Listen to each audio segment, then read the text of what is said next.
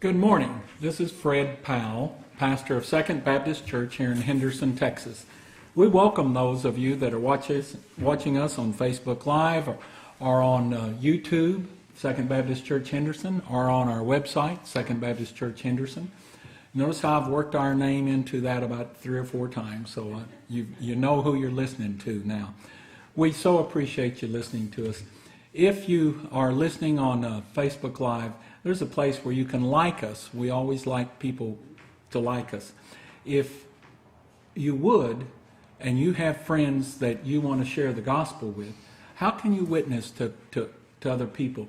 Well, one of the ways you could witness is you could share. There's a little icon on Facebook Live, and you just hit the button share, and when you do that, all the people that are friends with you on Facebook Live, they would hear this sermon. They'd have the opportunity. They don't have to watch it, but you would give them the opportunity, and you would be witnessing by doing that, and we encourage you to do that. This morning, we're kind of following up in a series of end-time prophecies. What's going to happen as we come before Jesus comes back? Are we going to be able to know what's going to happen in advance? And we're going to have, I originally was going to do one sermon. We may have 2 or 3 in a row here on this, because the more I learn, the more I want to share. And that's what we're going to do today. If you want to follow, we looked at what Paul said the last time in 2 Timothy, 1st and 2nd Timothy, and Titus, and some other places about end time stuff. This week, wouldn't it be a great idea if we found out what Jesus had to say about the end times? So we have to turn to the Gospels for that, and it's located in a couple of them, but I'm going to use as my text today Matthew chapters 24 and 25, and I'll just read each word, and no, I won't. We're going to look at chapters 24 and 25, so if you want to get a head start, you can see that. Now, when we're doing, I'm going to get my notebook, and then I'll continue with the service.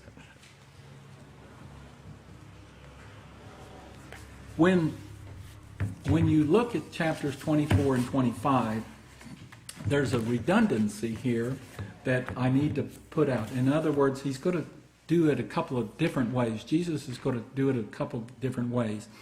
And he's going to present, in chapter 24, you're actually going, of Matthew, you're actually going to be looking at the prophecies that he gives.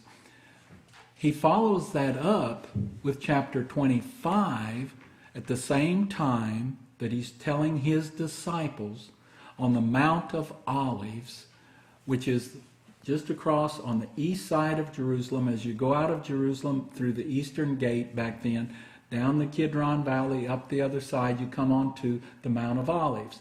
And he was over there on the Mount of Olives, looking back, looking at the temple from the east side, and his disciples asking him a question about end times.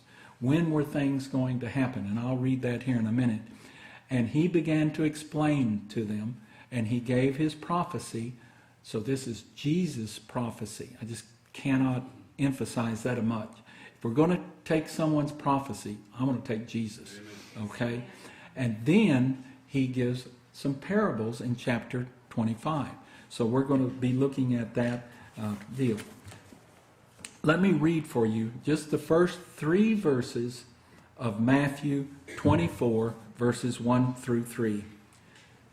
Jesus left the temple and was walking away when his disciples came up to him to call his attention to the buildings.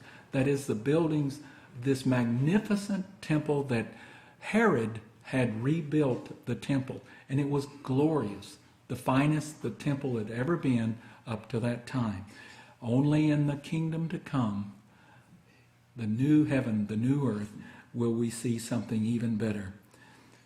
And they were pointing out, called his attention, these beautiful buildings, and Jesus replied, "Do you see all these things?" he asked. "Truly I tell you, not one stone here will be left on another, and every one will be thrown down. As Jesus was sitting on the Mount of Olives, his disciples came to him privately. "Tell us," they said, "when will this happen? And what will be the sign of your coming and of the end of the age?" 3 questions. Jesus will give 3 answers. Okay? Now, in chapter 25, I'm going to read just verses 1 and 2 of chapter 25, just to set the stage. I'm not going to really, I don't think I'm going to have time to get into it too much today. Matthew 25, verses 1 and 2. "At that time, the kingdom of heaven will be like 10 virgins who took their lamps and went out to meet the bridegroom. 5 of them were foolish and 5 were wise."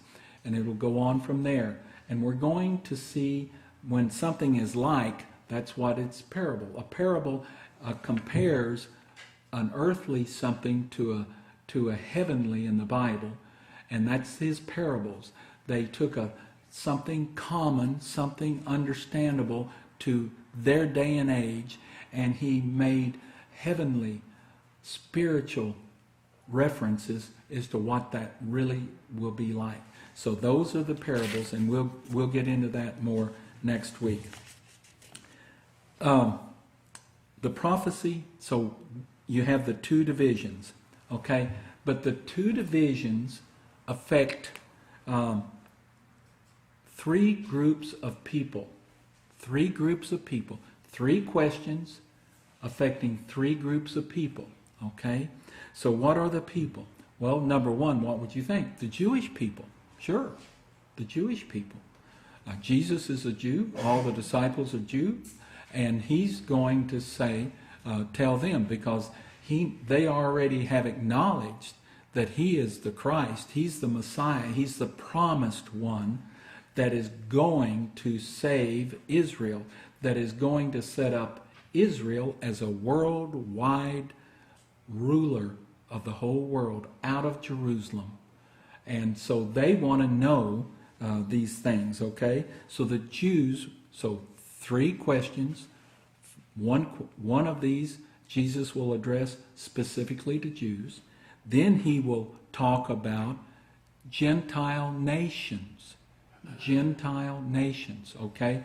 Who's in charge of Israel at this time? The Romans are. They're there out of Rome in Italy. They've come over, they conquered most of the known world at that time, and they're in charge of Israel. So he's now going to say how these end time prophecies that he's going to give them, the walls, Jesus has said the temple is going to be torn down. That's what they showed him the temple, and then he's told them not one stone's going to be left on top of the other. So how's that affect the Jews? How's that affect the Romans? Okay. And then finally, and coming into existence now, because Jesus is here on earth, we're getting to the end of his ministry, and he's going to say how it's going to affect us, the church, Christians. Okay. How's this all going to affect us? Many people, many scholars cannot see the church in the Olivet Discourse. I've done my studies this week, and I have my own favorite scholars. I have my own favorite commentaries that I read, as well as my Bible and what the Bible has to say. Then I look to men that have PhDs and their doctorates, and they've spent their entire life studying the Bible.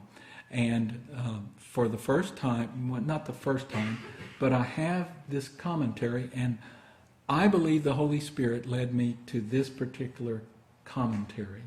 And it's called Exploring the Future. Exploring the Future by a theologian named John Phillips. And I was just intrigued of how he looked at these verses here as we get into studying chapter 24, and we're going to see what's going to happen here. So we're looking at the end times signs, and we're going to look at them one at a time here. So I open my Bible up, and we get to Matthew, and we go to the end of Matthew, and just before Mark, and we get to chapter 24, okay? And we're going to go through this, and I'm going to show you the three different groups of people this morning. The three different groups that he's addressing here in these, okay? And each one of them, the first one we're going to look at, and he does it in different order, okay? So let me tell you, he's not going to do it like you would think, okay? He starts off in verse 4. Watch out for no one deceive you, for many will come in my name, claiming that I am the Messiah, and will deceive many. You will hear of wars and rumors of wars, but see to it that you are not alarmed. Such things must happen, but the end is still to come. So first of all, he's going to tell you, first, don't get excited every time something in the world happens, okay?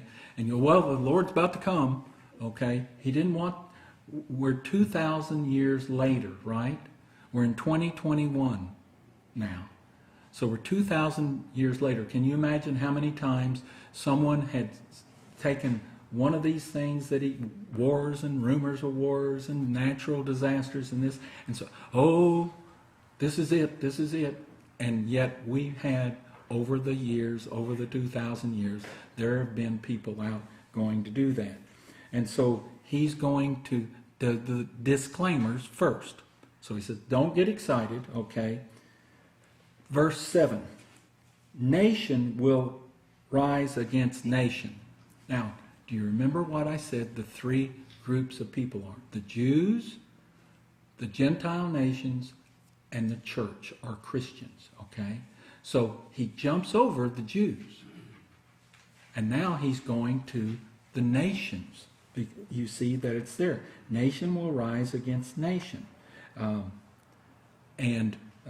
So we can get a hint now as to what that section will be telling you, okay? Then when you get down, nation will rise against nation. You see that in verse 7. Come on down then to verse 14. And this gospel of the kingdom will be preached in the whole world as a testimony to all nations, and then the end will come. We live in an era that for the first 1900 years, really I could almost say the first 2,000 years after Jesus, you cannot believe what we have available to us today, okay? I'm talking here in the Second Baptist Church in Henderson, Texas, and someone is watching me out there over the internet in their home as I preach here live. That's just, that's like science fiction would be back 100 years ago. Who could say it? You know, my grandparents, can you imagine their surprise when someone says, hey, did you get one of those new things at the store? Did you get one of them there radios? And all of a sudden you could hear something being broadcast. And then for my parents and myself, I can remember my excitement as a little boy, maybe 5 or 6, I wasn't in school yet. My parents got a TV, a television, okay, a black and white television with that great big screen. Okay, the cabinet was enormous. The screen was little bitty. Okay, but boy, could we watch that? I remember seeing The Last of the Mohicans, a 1930s movie, on my TV, and I thought, oh, that's for Indians, you know. It was just marvelous. And now everyone's got a TV. You can watch your TV on your iPhone. You can watch your TV on your computer. You can watch TVs everywhere, everywhere. And then these computers. Oh my goodness. I remember my first computer, okay? My first computer. And how excited I was as a grown man with children. And I went and my company was starting to send emails. A what? Not a snail mail. What's snail mail? An envelope with a stamp on it, okay? No, they could email me, so I had to go get me a computer, and I had to learn how to use the doggone thing. And I didn't have Apple. I had DOS. I had to learn something really hard.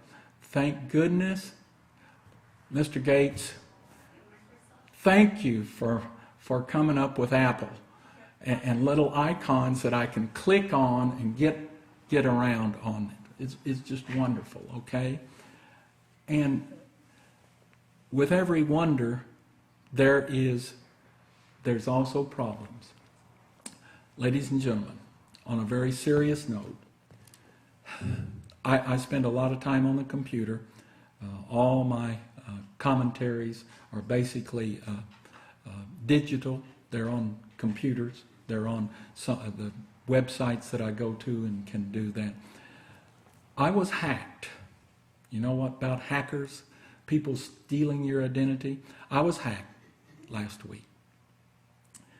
And they really got me. I got a call, and I'll go ahead and use the name. The person on the other end said they were calling me with Amazon security, and was I trying to buy an iPhone and have it shipped to Davenport, Iowa? And I said, absolutely not. They said, we didn't think so. Mr. Powell, do you have a credit card ending in 1234? And do you have another credit card ending in 4567? And do you have another? And I was going, whoa, yes, I have those credit cards. Well, Mr. Powell, probably 60 hackers or more have your information. And we just wonder, Mr. Powell, would you like to help us?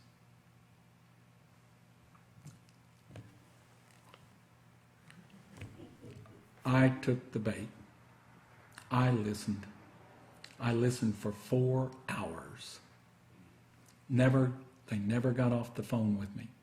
First big thing. I'm telling you my story in the middle of this sermon because I don't want you at home that are watching this on a computer to do anything foolish like I did, okay?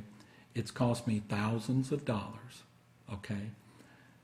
They told me that I could help them catch these hackers. Well, boy, you know, I put on my white hat. I got my white horse. I wanted to climb on it and be the Lone Ranger and go help them.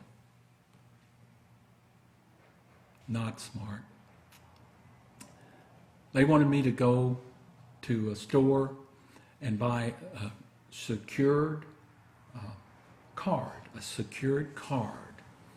And they said, Mr. Powell, do you have a certain kind of credit card? And is that last 4 digits of that credit card so-and-so? And I said, yes, I did. They said, here's what we want to do. We're going to put $1,000 in your credit card account. And we want you to go to a big retailer, a couple of big retailers maybe, and buy these secure cards. Now, would you do that for us? Would you help us catch these hackers? And boy. So I went to town. It's night. Almost dark. It is almost dark when I get to town here in Henderson. And I go to a big retailer here in town. And I go in and when I pull up in front of the store, the hacker over the telephone tells me, when you go in, that secure card we want you to use is called a gift card. Alarm bells should go off in your head because it didn't in mine that if anybody asks you to buy a gift card for them to help them catch a hacker, you're being hacked. I didn't know that. Now you know. If you haven't studied up on hackers, if you haven't gone and Googled being hacked, and there is so many ways to be hacked. I later reported to the police that I'd been hacked. I reported to my credit card company that I'd been hacked, and sure enough I'd been hacked, and sure enough they got my money. And you just need to know there are people out there that want to steal from you. Jesus said of our enemy, Satan, he was the father of all lies. He was a thief and a murderer. Well, I have been lied to and stolen from. They did not take my life. So I'm preserved.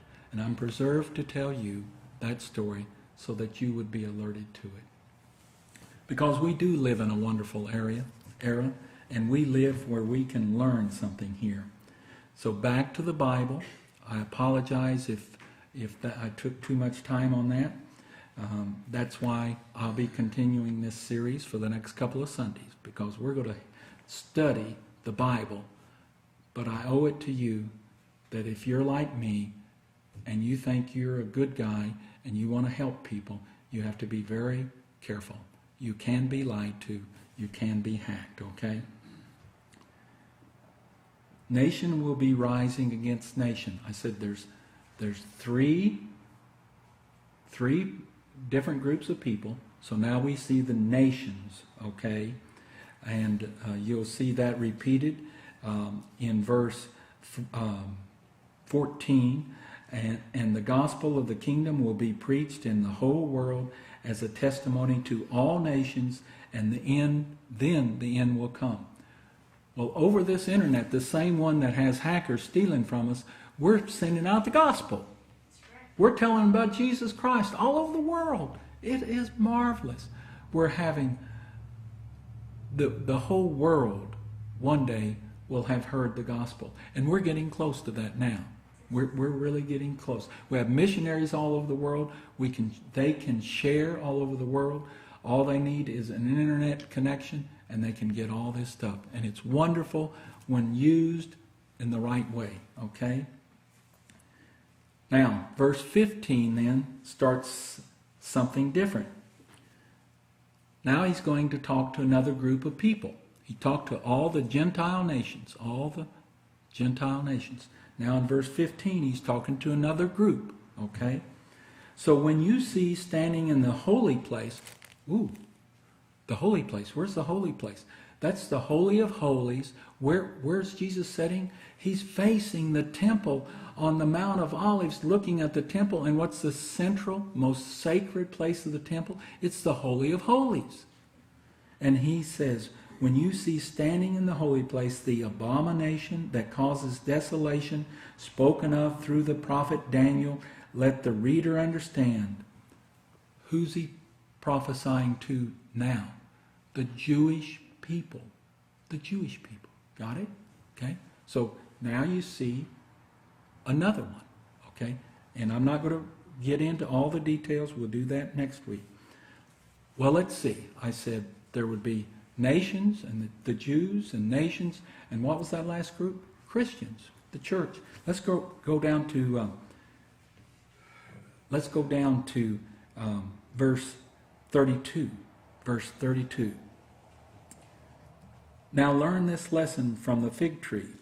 As soon as its twigs get tender and its leaves come out, you know that summer is near.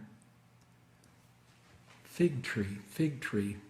We know in the Bible, the nation of Israel goes by the fig tree, okay? So everybody, it's real easy to think, oh, he's talking about the Jews again. No, he's not. You see, if you'd gone back a couple of chapters to chapter 21 in Matthew, Jesus had gone in on the triumphal entry into Jerusalem, and the people were singing, Hosea, the Messiah is here. Jesus is the Messiah. He's acknowledged it. He comes in. The people are throwing their coats and the palm leaves in front of that little donkey he's riding on. And he comes in, and when he gets there, the Jewish leadership, the political arm, the religious center, the political center of Judaism, reject Jesus. Reject him. And he goes back to Bethany, where he's been staying, back over on the other side of the Mount of Olives. And the next day, when he goes to town again, he comes up and he sees a fig tree. And it's in leaf, but there's no figs. And he curses the fig tree, and it withers and dies. And this is a prophecy that the Jewish nation is going to wither and die soon. Okay? It will happen in 70 A.D. when the Romans come in and sack Jerusalem. Okay? And so, he's already given that prophecy. He's already said that prophecy, but you have to see that prophecy to understand these fig leaves. Here's that same old tree coming into bloom. 1948, May 1948, a dead nation, the nation of Israel, that was wiped out by the Romans in 70 A.D. and was not a nation. That nation is born again. Amen. And it leafs out, and it grows. Oh, do you see what he's saying? How will we know the end times? Your first big clue started in 1948. That's how we know we're coming into the end times, okay? Now, when you try to find out what a generation is, you get all kinds of things, anywhere from 70, 80 years to about 120 years. Well, 1948, 2021, we're past the 70 years. So there's more to come. So I don't think anybody that tries to give you a date, they don't know what they're talking about. But we have clues, and Jesus gave us the clues here, okay? Let's go on to the next.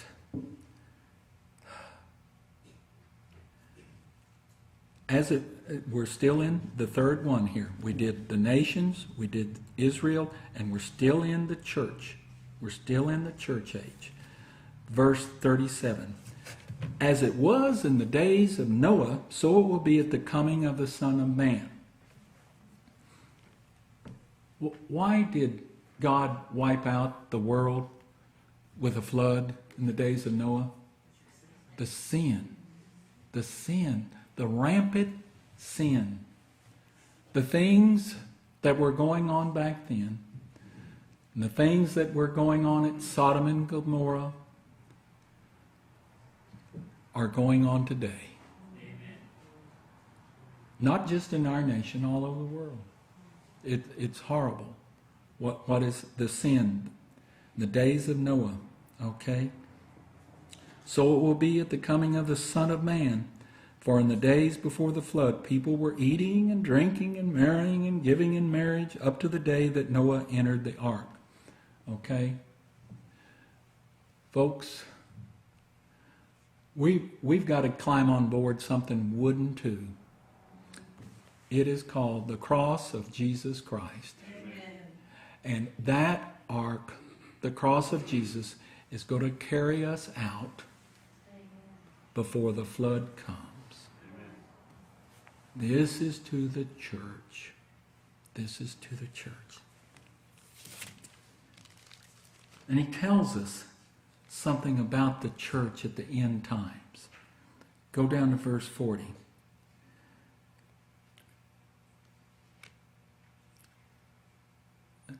2 men will be in the field, one will be taken and the other left.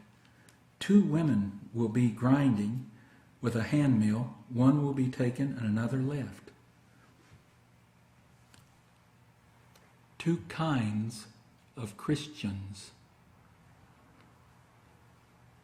If you don't know this, if you're watching or listening, you don't know this, it's real easy to become a Christian.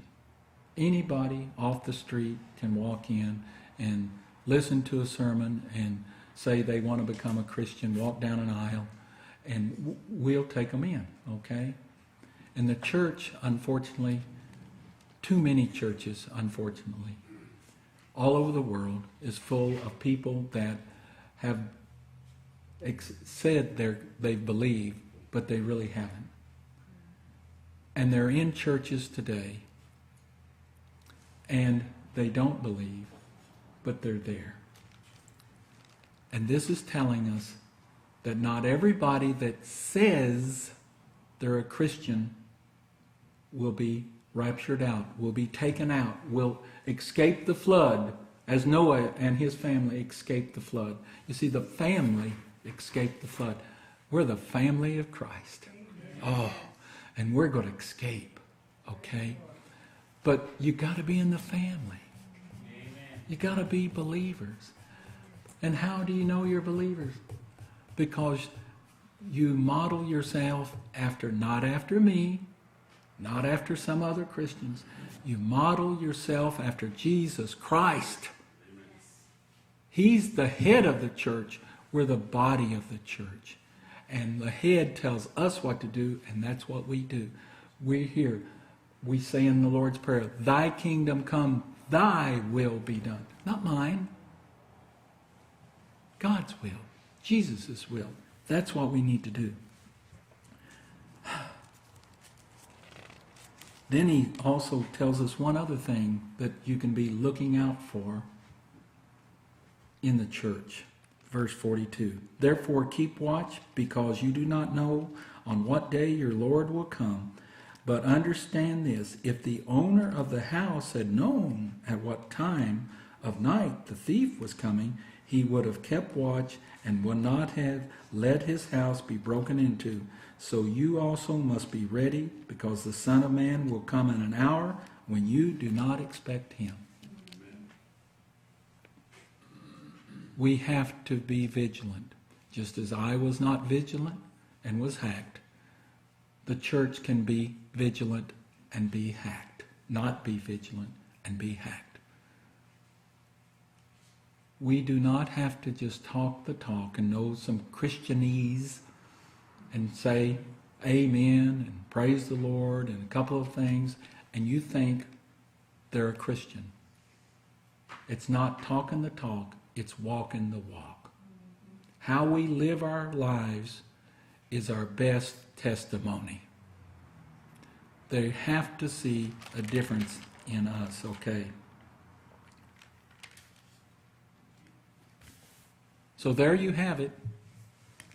You can read all of it, okay? And we'll be going deeper into this next week. But I wanted to let you see what we're going. And next week, we'll get into the parables. The parables, chapter 25. Guess what? Follows the same format. Follows the same format, okay? I'm going to give you, in just a couple of minutes, a quickie. The 10 virgins, chapter 25, verse 1. Be like the 10 virgins, okay? They were going out to meet the bridegroom, verse 1. At that time the kingdom of heaven will be like 10 virgins who took their lamps and went out to meet the bridegroom. What do we say we as the church are? We're the bride of Christ. Who was going to be the bride of Christ and rejected him? The Jewish people, the 10 virgins. This is to the Jews. This is their parable, okay? Well, let's go and let's go to verse 14.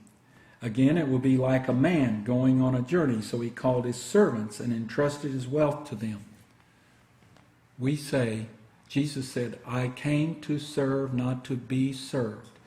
He was serving God. His heavenly Father sent him down. He did what he said.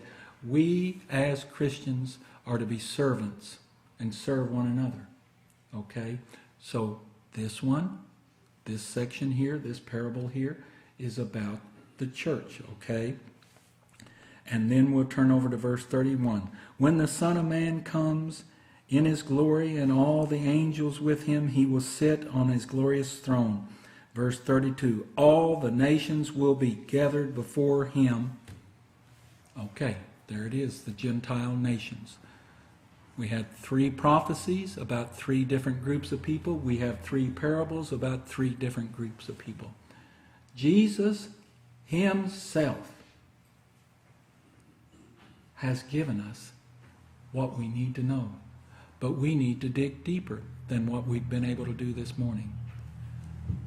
If you have never accepted Jesus Christ as Lord and Savior, I ask you, dear sweet people, do it now. Do it quickly, because we're in the end times. And I hope before this series is over that many of you will come to believe that and will trust him, and that we will finish our time here on this earth before we jump on that Noah's Ark, the cross of Jesus Christ,